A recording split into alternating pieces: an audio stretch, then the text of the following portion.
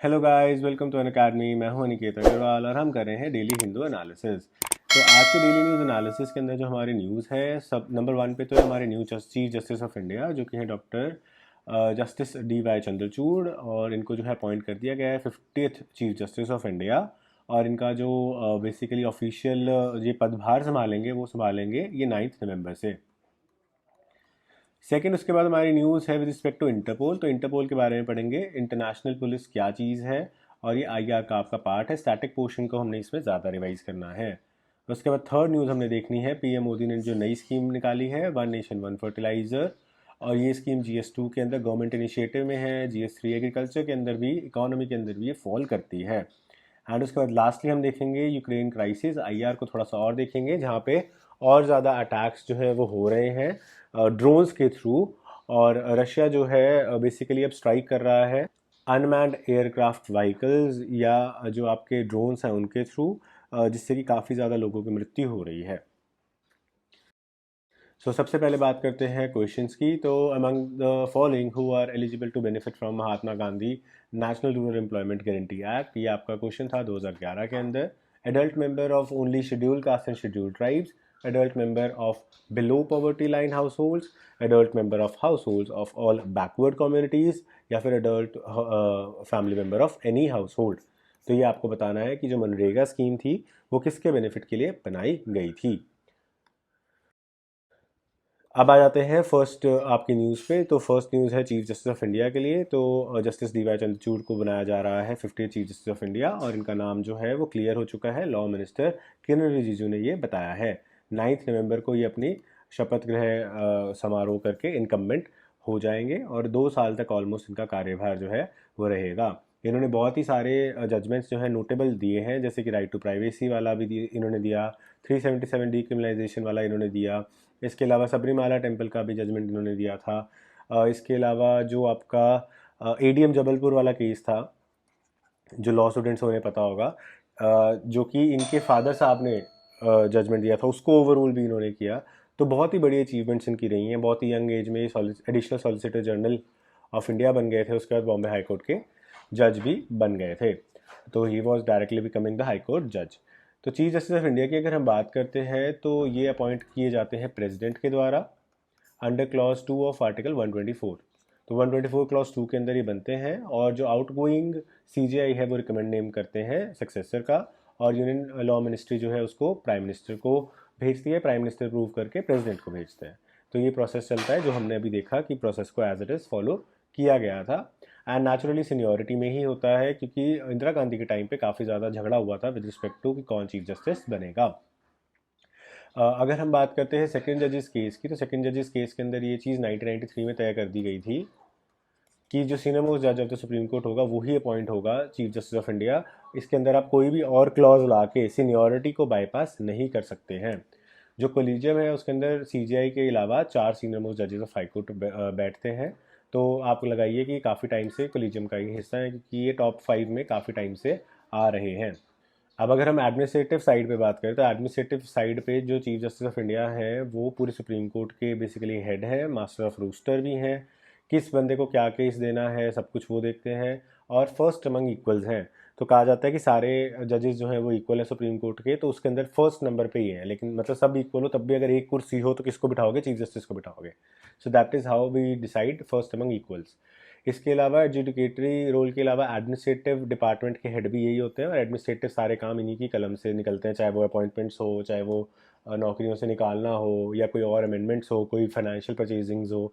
जो भी आप लगाइए कि एक IAS अफसर अपने डिपार्टमेंट में करता है, वो सब भी काम HOD की तरह वाले वो भी ये करते हैं। इसके अलावा जो अलग अलग केसेस को एलोकेट करना है कि चलो ये वाला बेंच जो है इस तरह के केस को सुनेगा, ये वाला इसको सुनेगा, ये सर्विस लॉ को सुनेगा, ये क्रिमिनल लॉ को सुनेगा, वो एलोकेशंस भी इन्हीं का करना होता है। और कितने नंबर ऑफ जजेस बैठेंगे एक केस के लिए वो भी ये डिसाइड करते हैं, कि मतलब 2 जजेस बिठाना है, 3 बिठाना है, 5 बिठाना है, 7 बिठाना है, वो भी चीफ जस्टिस ही डिसाइड करते हैं। इसके अलावा आप कह सकते हो कि जो एडमिनिस्ट्रेटिव पावर्स हैं इनकी, उस टाइम पे इनको कोलिजियम की भी ज़रूरत नहीं होती। तो मतलब कि अगर बाकी लोग एग्री नहीं कर रहे, या बाकी सीनियर मोस्ट एग्री नहीं कर रहे, या फिर कोलिजियम की इस तरह की कोई सहमति नहीं है, तब भी वो एग्री करें ना करें उससे फ़र्क नहीं पड़ता। एडमिनिस्ट्रेटिव लेवल पे आप वन मैन शो में आ जाते हो, तो वन मैन पावर्स वहाँ पे हमें देखने को मिलती हैं। नेक्स्ट आ जाता है हमारा इंटरपोल। तो इंटरपोल के बारे में देखते हैं। तो इन्होंने कहा कि इंटरपोल का कोई भी रोल नहीं है स्टेट स्पॉन्सर्ड टेररिज्म को जो है ख़त्म करने में या रोकने में। तो स्टेट स्पॉन्सर्ड टेररिज्म मतलब कि जो कि कोई कंट्री स्पॉन्सर कर रहा है, जैसे कि हम कहते हैं कि पाकिस्तान टेररिज्म को स्पॉन्सर करता है जम्मू कश्मीर में, राइट। तो इस तरीके से जो स्टेट स्पॉन्सर्ड टेररिज्म है उसको इंटरपोल नहीं रोक सकता। इंटरपोल क्या है? International police. और इंटरनेशनल क्रिमिनल पुलिस ऑर्गेनाइजेशन, अगर फुल नेम बोले तो international police criminal police organisation है। इसको 1923 के अंदर बनाया गया था as a secure information sharing platform, जिससे कि क्रिमिनल इन्वेस्टिगेशन जो ऑन द ग्लोब है वो अच्छे से की जा सके। क्योंकि बहुत सारे लोग ऐसे होते हैं जो कि एक क्राइम करके दूसरे कंट्री में भाग जाते हैं, so on and so fourth, उन लोगों को पकड़ा जा सके, उसके लिए ये किया गया था। इसके जो हेडक्वार्टर्स हैं वो लियोन फ्रांस के अंदर है। एंड यहाँ पे से इसको इनिशियली ऑपरेट किया गया था, बाद में इसको यूनाइटेड नेशंस ने अडॉप्ट कर लिया और सारी जगह ये जो है मूवमेंट्स अपनी करती है। ये क्रिमिनल्स की मूवमेंट्स को जो भी पुलिस रडार के अंदर है उनको जो है देखती है, साथ ही साथ जो लोकल पुलिस ऑफिसर्स हैं उनको असिस्ट भी करती है। और बेसिकली आप कह सकते हो कि डिफरेंट पुलिस ऑफिसर्स को या डिफरेंट पुलिस फोर्सेस को, अलग अलग कंट्रीज़ की, अलग अलग स्टेट्स की जो है उनको इंटरमिंगल होने में, इनको इन्फॉर्मेशन प्रोवाइड करने में एक ब्रिजिंग का काम करती है, ताकि क्रिमिनल्स को पकड़ा जा सके और कर्व किया जा सके। इनकी जो एक लेटेस्ट रिपोर्ट आई है उन्होंने ये भी कहा है कि बहुत ज़्यादा प्रॉब्लम हो रही है बिकॉज ऑफ क्रिप्टो करेंसी, क्योंकि क्रिप्टो करेंसी का इस्तेमाल करके बहुत सारे क्राइम्स जो हैं वो आज की डेट में किए जा रहे हैं और उन क्राइम्स को हम रोक भी नहीं पा रहे हैं बिकॉज क्रिप्टो करेंसी को आप ट्रैक नहीं कर पाते। तो क्रिप्टो करेंसी के मेन चीज़ क्या थी कि इसको ट्रैक नहीं किया जा रहा था। तो क्रिप्टो करेंसी के जो मिसयूजेस हैं उसके अंदर है कि ड्रग अब्यूज़ हो गया, उसके अलावा आर्म्स एंड एम्यूनिशंस हो गया, स्मगलिंग हो गया, या फिरौती दे के किसी को मरवाना हो गया, या फिरौती मांगना किसी गलत काम के लिए हो गया, ब्लैकमेलिंग करना, एक्सटॉर्शन करना अक्रॉस द ग्लोब। ये सारी चीज़ें जो हैं वो हो रही हैं। और इन्होंने कहा है कि चाइल्ड अब्यूज़ के विक्टिम्स भी इसके अंदर बहुत सारे हो रहे हैं। और कहीं ना कहीं जो बच्चों की जो सेक्सुअल वीडियोस लीक हो जाते हैं, उस तरह के क्राइम्स भी बहुत सारे हो रहे हैं। और 30,000 से ज़्यादा विक्टिम्स जो हैं इनिशियली इन्होंने आइडेंटिफाई भी किए हैं। So this was all about Interpol. Next आ जाता है हमारा पीएम मोदी की one nation one fertiliser scheme. तो ये एक basically single brand Bharat scheme बनाई है सरकार ने, जो कि पीएम किसान सम्मान सम्मेलन जो 2 दिन का चल रहा था उसके अंदर लॉन्च की गई है। इसके अंदर जो फार्मर्स हैं उनको क्वालिटी क्रॉप न्यूट्रिएंट मिलेगा one nation one fertiliser scheme के अंदर। तो बेसिकली आपको नैनो यूरिया मिल जाएगी। और ये नैनो यूरिया जो है ये एक genetically modified form of urea है, जो कि एक पूरी आप कह सकते हो मुट्ठी भर या सैकफुल ऑफ यूरिया के बराबर मिलेगी। तो कम क्वांटिटी में ज़्यादा असर आप बेसिकली कह सकते हो। इसके अलावा जो यूरिया है इसके अंदर डीएपी यानी कि जो डाई अमोनियम फॉस्फेट है या और जो न्यूट्रिएंट्स हैं वो सारी चीज़ें भी प्रोवाइड की जाएंगी। इससे जो है ये देखा जाएगा कि सभी जो फार्मर्स हैं उनको सभी तरह के सीड्स के लिए जो फर्टिलाइज़र मिले वो बराबर मिले, ताकि वो कोई भी जो क्रॉप उगा रहे हैं उसके अंदर वो बेनिफिट मिल सके। इसके अलावा जो भी फर्टिलाइज़र रिटेल शॉप्स हैं जो कि या तो कंपनी मैनेज्ड हैं या कोऑपरेटिव शॉप्स हैं या फिर प्राइवेट डीलर्स की हैं, वो सब की सब अब प्राइम मिनिस्टर की जो योजना है किसान समृद्धि केंद्र, उसके अंदर कन्वर्ट हो जाएंगी। तो बेसिकली 600 के किसान समृद्धि केंद्र बन जाएंगे। ये सारे की सारी जो कोऑपरेटिव या प्राइवेट शॉप्स है वो हो जाएंगी। तो एक वन स्टॉप सोल्यूशन बन जाएगा फार्मर्स के लिए for all their agriculture needs including urea. And जो नैनो यूरिया है it will be a revolution because इसकी थोड़ी सी क्वांटिटी नॉर्मल यूरिया की बहुत सारी क्वांटिटी के बराबर असर जो है वो दिखाएगी। अब किसान सम्मान सम्मेलन की अगर हम बात करते हैं तो 16,000 करोड़ रुपए की इसमें बात जो है वो की गई है। एंड बेनिफिट्स हम इसमें देंगे एग्रीकल्चर स्टार्टअप्स को, स्टेक होल्डर्स को भी हम इसमें बहुत सारे बेनिफिट्स देने की कोशिश कर रहे हैं। कंसर्न मिनिस्ट्री की बात करते हैं तो agriculture ministry, chemicals and fertiliser ministry जो है वो इसके अंदर इन्वॉल्व है, क्योंकि यूरिया जो है वो फर्टिलाइजर्स के अंदर आता है। So this was all about Kisan one nation one fertiliser scheme and Pradhan Mantri Kisan समृद्धि केंद्र एंड प्रधानमंत्री किसान सम्मान सम्मेलन। तो सम्मेलन के अंदर केंद्र बनाए गए हैं और one nation one fertiliser scheme निकाली गई है। अब आ जाते हैं इंटरनेशनल अफेयर्स पे अगेन। तो इंटरनेशनल अफेयर्स के अंदर जो रशिया है उसने अब ड्रोन स्ट्राइक्स करनी शुरू कर दी है, यानी कि अनमैन्ड एरियल व्हीकल्स। तो ड्रोन्स से स्ट्राइक करना शुरू कर दिया है। तो आपको पता है कि ड्रोन स्ट्राइक के अंदर क्या होता है कि एक किस्म से आप कह सकते हो कि रेकलेस किलिंग शुरू हो जाती है। रेकलेस किलिंग इसलिए हो जाती है क्योंकि लोगों को आप आइडेंटिफाई तो कर नहीं रहे, ना ही कोई सोल्जर्स है जो मार रहे हैं, एक ऑटोमेटिक मशीन है जो कि चल रही है और हवा से अटैक्स कर रही है। तो रशिया ने जो यूक्रेन की कैपिटल है और ईस्टर्न रीजन्स है वहाँ पे जो है अनमैन्ड एरियल व्हीकल्स यानी कि ड्रोन से अटैक करना शुरू कर दिया है। और ये ईरान मेड सुसाइड ड्रोन्स थे जो कि टारगेट के पास पहुंच के हिट करने के बाद फट जाते हैं, डिटेरियोरेट हो जाते हैं, और इसके कारण से 8 से ज़्यादा लोगों की यूक्रेन के लोगों की जो है मृत्यु हो गई है। अब इसके अंदर क्या कहते हैं, बहुत सारे जो छोटे बच्चे थे, प्रेग्नेंट वुमेन थी, ओल्ड लोग थे, वो भी जो है वो मारे गए हैं। तो इसीलिए इसकी काफ़ी ज़्यादा निंदा जो है वो हो रही है।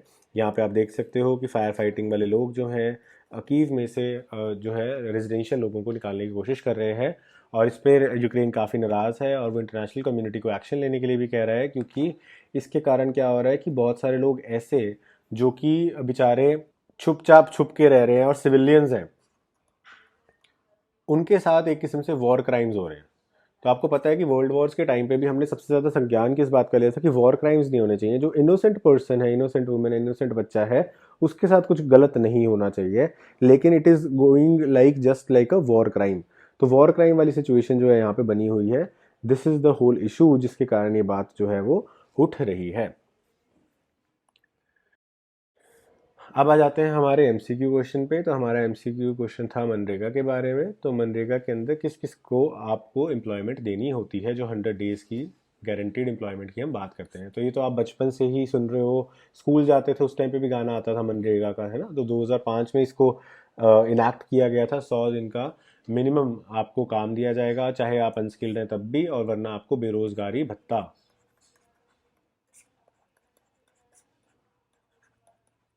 दिया जाएगा। तो इस चीज़ की बात वहाँ पे की जाती थी। तो सेम चीज़ यहाँ पे कहीं ना कहीं उठाई जा रही है।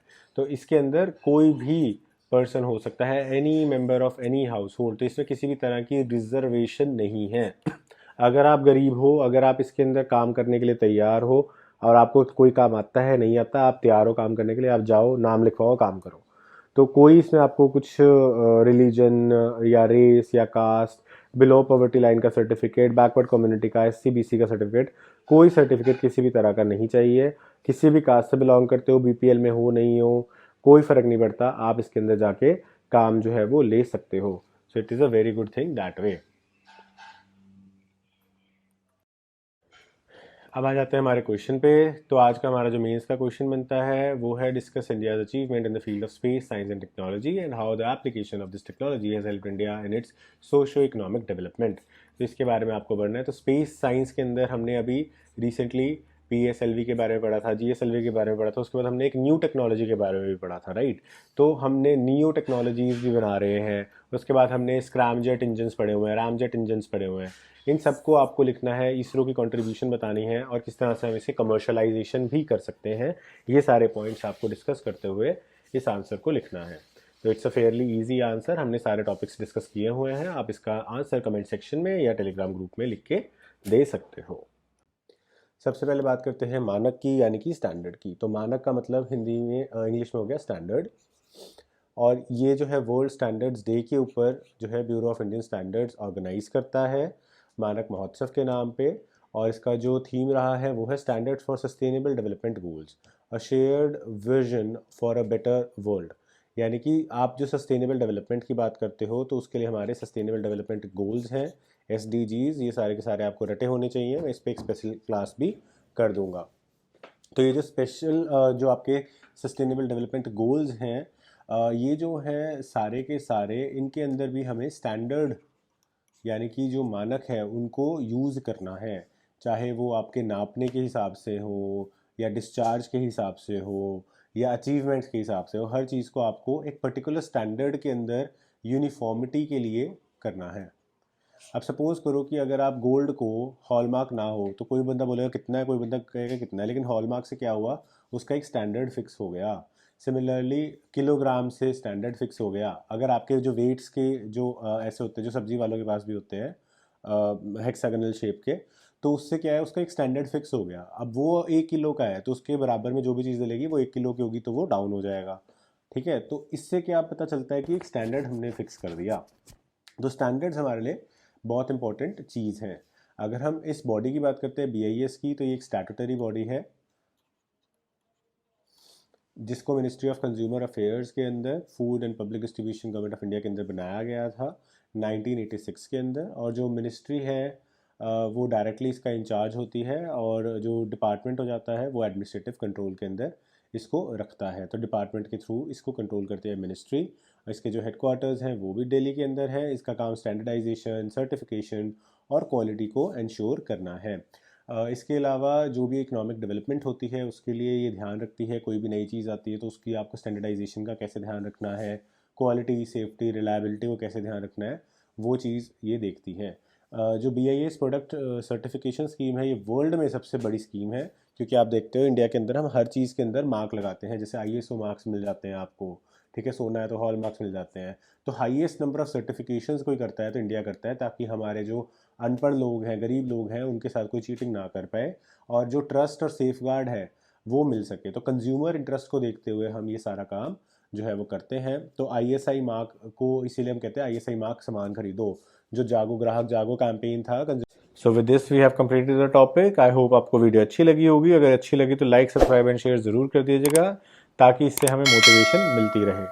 अगर आप UPSC CSC की अच्छे से प्रिपरेशन करना चाहते हैं तो अब मैं रिकमेंड करूंगा आपको कि आप UPSC का अनअकैडमी का सब्सक्रिप्शन लें जनरल स्टडीज़ के लिए, जिसके अंदर आपको प्लस, आइकॉनिक और लाइट 3 वेरिएंट्स मिल जाते हैं। प्लस वेरिएंट के अंदर आपका फुल कोर्स रहता है। आइकॉनिक के अंदर आपको 1-on-1 लाइव मेंटरशिप मिल जाती है, जिसके अंदर अगर आपको कोई भी सपोर्ट चाहिए, मोटिवेशन है, स्ट्रैटेजी बिल्डिंग है, उसके अंदर आपको एक डेडिकेटेड अनअकैडमी का ट्यूटर जो है आपको लगातार आपके टच में रहेगा, हेल्प करता रहेगा। और अगर आप एक वेटरन एस्पिरेंट हैं, आप ऑलरेडी कई बार तैयारी कर चुके हैं और आपके अंदर कुछ कमियां जो है वो रह गई हैं, जिसके लिए आप सिर्फ टेस्ट सीरीज एक्सेट्रा या रिवीजन क्लासेस को ज्वाइन करना चाहते हैं, तो आप लाइट कोर्स को भी ऑप्ट कर सकते हो। सभी कोर्सेज के अंदर आपको अट्रैक्टिव EMI ऑफर्स और लॉन्ग टर्म प्लान्स के ऊपर डिस्काउंट्स जो हैं वो भी मिल जाएंगे। जो भी कोर्स आप चूज़ करते हैं उसके अंदर पूरे पैसे देने की ज़रूरत नहीं है। आप यूज़ करिए मेरा कोड ANI7, ये मेरा रेफरल कोड है। इसको आप यहाँ पे डालेंगे तो प्राइसेस जो हैं 10% से डिस्काउंट हो जाएंगे किसी भी कोर्स में, किसी भी ड्यूरेशन के कोर्स में। चाहे आप 1 साल का लें, 2 साल का लें, 6 महीने का लें, या फिर आप प्लस लें, आइकॉनिक लें, लाइट लें, सभी में आपको ये बेनिफिट जो है वो मिलेगा। और उसके बाद आपको करना क्या है, इसका स्क्रीनशॉट मुझे टेलीग्राम पे भेजना है। Once you send me on Telegram I will add you to my group. And उसके बाद आपको कोई भी डाउट्स हों, कोई भी गाइडेंस चाहिए हो विद रिस्पेक्ट टू अनअकैडमी, या कोई भी और हेल्प चाहिए हो विद रिस्पेक्ट टू रिसोर्सेज या अनअकैडमी से रिलेटेड, या कोई आपको नोट्स चाहिए, तो वो सारी चीज़ें मैं आपको हेल्प कर पाऊँगा। So this was it for today's video. I hope you like this video और आपको कुछ जानने को मिला होगा। So thanks for watching, have a nice day.